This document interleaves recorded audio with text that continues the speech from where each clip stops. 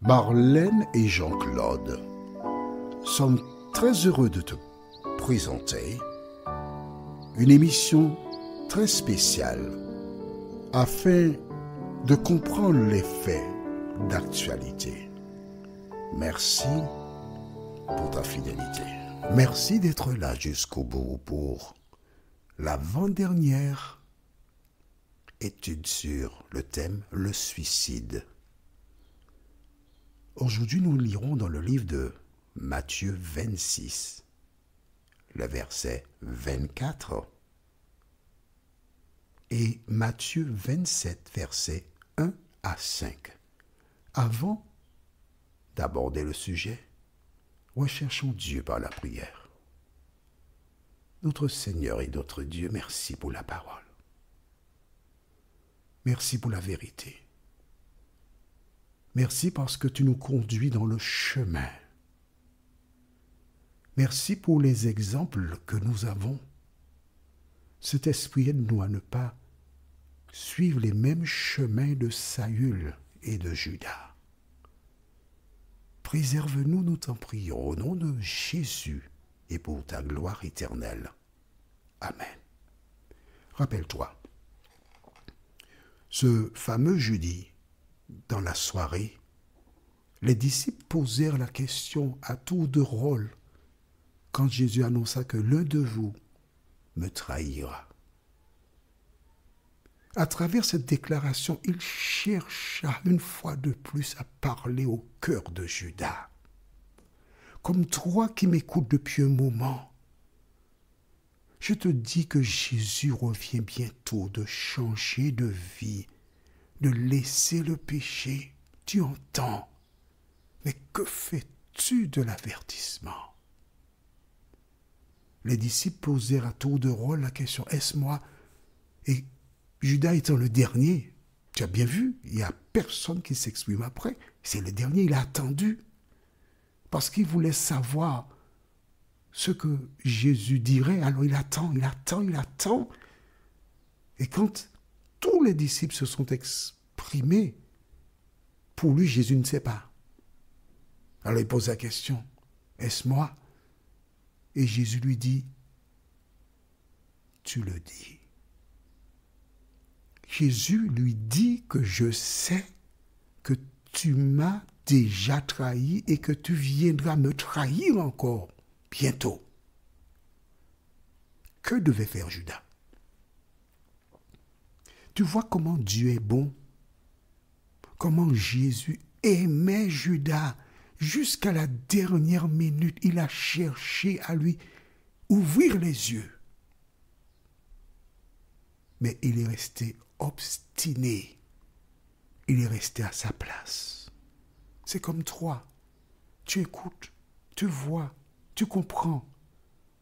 Mais tu veux rester à une place qui n'est pas la tienne, exactement comme Judas. Alors bien sûr, tu es en train de réfléchir et tu dis, ah non, il dit ça, mais je ne vais pas me suicider. Mais écoute, que tu sois en vie, sans avoir fait la paix avec Jésus, tu sais que c'est un suicide.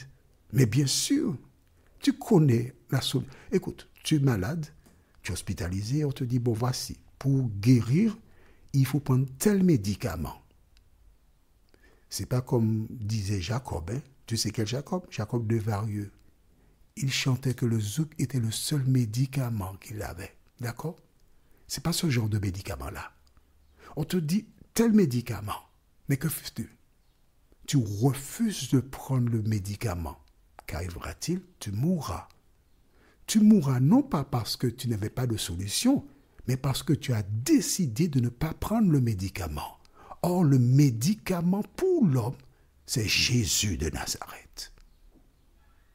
Tu suis? Donc quand tu ne prends pas Jésus, c'est volontairement ce que tu le fais. C'est un suicide. Est-ce que c'est clair pour toi? Dis-moi. Si tu n'as pas compris, dis-moi, je peux reprendre pour toi. Hein? C'est bon? Très bien.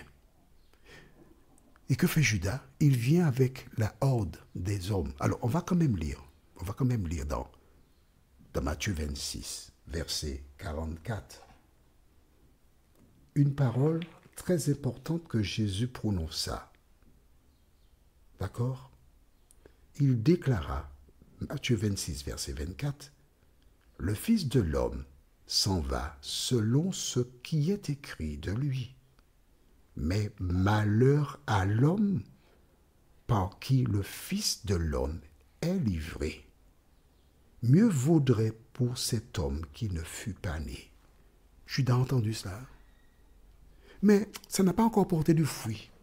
C'est une semence qui est tombée en terre.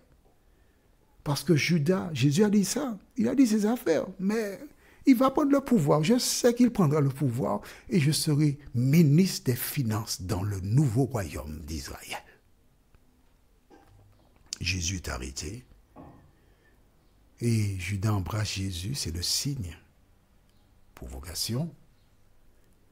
Il est emmené devant différentes personnalités.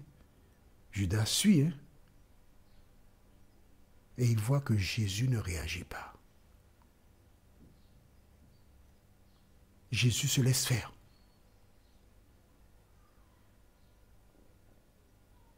Il ne comprend pas. Et soudain, il réalise qu'il s'est planté. Soudain, il réalise que ce qu'il pensait, c'était une erreur. Il fait ça rapidement, oui. Parce que tu vois, on va lire dans Matthieu chapitre 26, à partir du verset 69. On ne va pas lire tous les versets, je te promets. Lorsqu'il vit Jésus emmené devant les uns et les autres, et au verset 69, « Or Pierre était assis dehors dans la cour. Une servante s'approcha de lui et dit, « Toi aussi tu étais avec Jésus le Galiléen ?» Mais il le nia devant tous en disant, « Je ne sais pas ce que tu veux dire. » On s'arrête ici. À partir de ce moment, Judas réalise qu'il y a un problème. Contrairement à son pronostic, contrairement à sa perception, Jésus, il ne se défend pas. Il laisse faire. À ce moment, des pensées lui viennent à l'esprit. Il se rappelle de ce que Jésus avait dit. Il commence à comprendre le plan du salut. Il réalise qu'il s'est trompé sur toute la ligne. L'attitude de Judas, écoute bien ce que je dis, marque ça dans ton cahier, est une illustration. Quand au terme des 1000 ans, Satan dira aux hommes, venez, attaquons la cité. Dieu montrera à chacun pourquoi il est perdu. Et la Bible déclare, tout genou fléchira devant l'Éternel. Ils reconnaîtront leur erreur. Mais Satan leur dira, allons, attaquons la cité. Et un feu brûlera ces personnes. Judas représente ces milliards de personnes qui, à un moment, reconnaîtront leur erreur, mais il sera trop tard. Lisons dans Matthieu chapitre 27, le verset 1, et nous lirons jusqu'au verset 5. Le matin venu, tous les chefs des prêtres et les anciens du peuple tinrent conseil contre Jésus pour le faire mourir. Après l'avoir attaché, ils l'emmenèrent et le livrèrent à Ponce Pilate, le gouverneur. Tu vois la chronologie? Il a dû passer une mauvaise nuit, parce qu'il s'est rappelé que Jésus avait dit « Malheur à l'homme par qui cela arrivera ». Au verset 3, alors Judas, celui qui l'avait trahi, voyant qu'il était condamné, fut pris de remords. Regarde bien, il ne s'est pas repenti, c'est le remords. Le remords n'a rien à voir avec la repentance.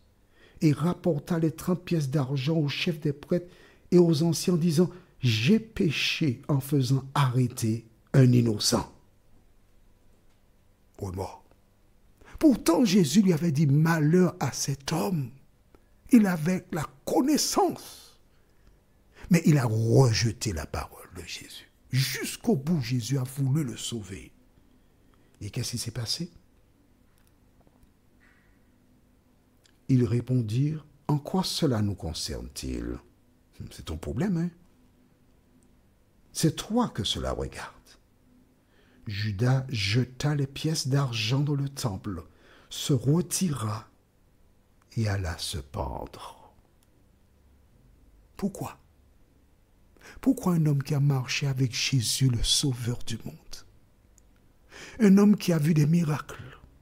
Un homme qui a vu Lazare et d'autres sortir victorieux sur la mort. Un homme qui avait à sa portée la vie. Un homme qui avait tout pour faire partie des rachetés. Mais il s'est obstiné. Il a refusé d'écouter la parole de Dieu. Et aujourd'hui, il est dans une tombe attendant le retour de Jésus pour être brûlé avec tous les méchants. Toi qui m'écoutes, tu as réalisé que toutes les fois que nous rejetons la parole de Dieu, nous nous mettons en difficulté. L'heure est venue pour toi, aujourd'hui, de tourner tes regards vers Jésus, de lui donner ton cœur, de cesser de combattre la vérité, mais de dire, Seigneur, je te donne mon cœur, je te donne ma vie. Prions, notre Seigneur et notre Dieu, merci pour la parole.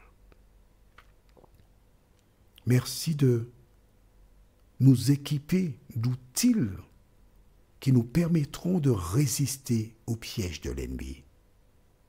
Continue, Seigneur, de nous accompagner, nous garder, afin que nous puissions jour après jour marcher dans tes voies, nous t'en prions, au nom de Jésus pour ta gloire éternelle.